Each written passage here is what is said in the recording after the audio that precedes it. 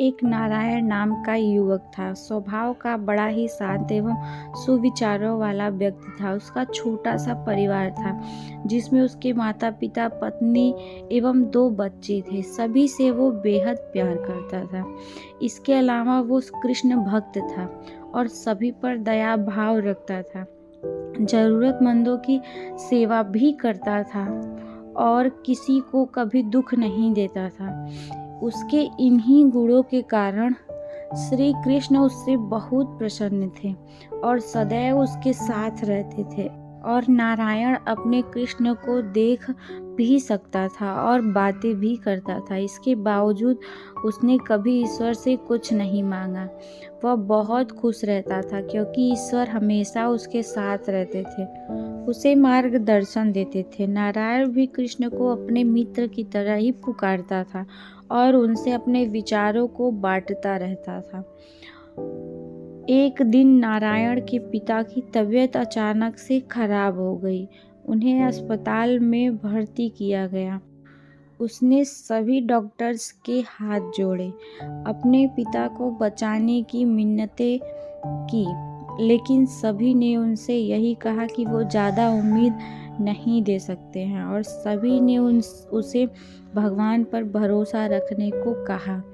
तभी नारायण को कृष्ण का ख्याल आया और उसने अपने कृष्ण को पुकारा। कृष्ण दौड़े चले आए अपने नारायण की बात सुनकर। नारायण ने कहा, मित्र, तुम तो भगवान हो, मेरे पिता को बचा लो।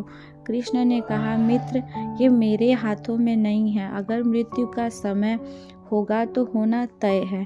इस पर नारायण नाराज हो गया और कृष्ण से लड़ने लगा।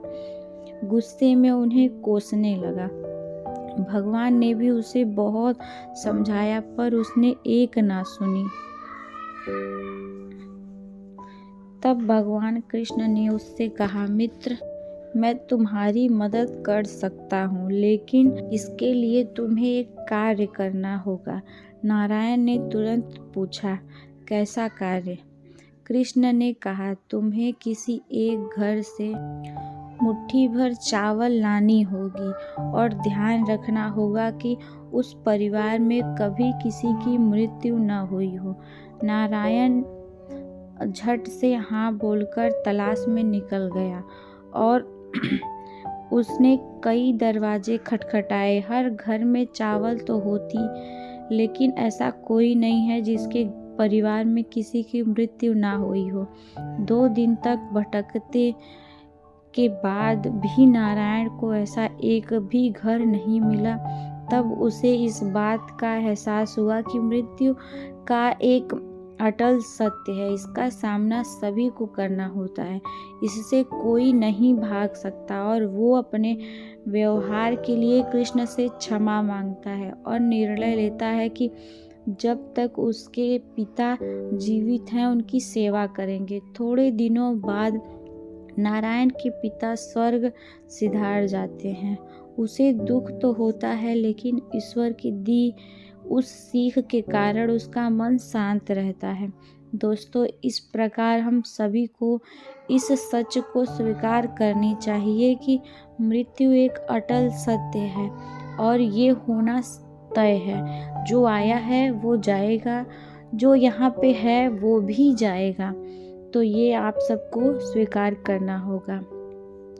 आपको ये कहानी कैसी लगी प्लीज़ कमेंट करके ज़रूर बताइएगा। चैनल को सब्सक्राइब करिए। Thanks for watching.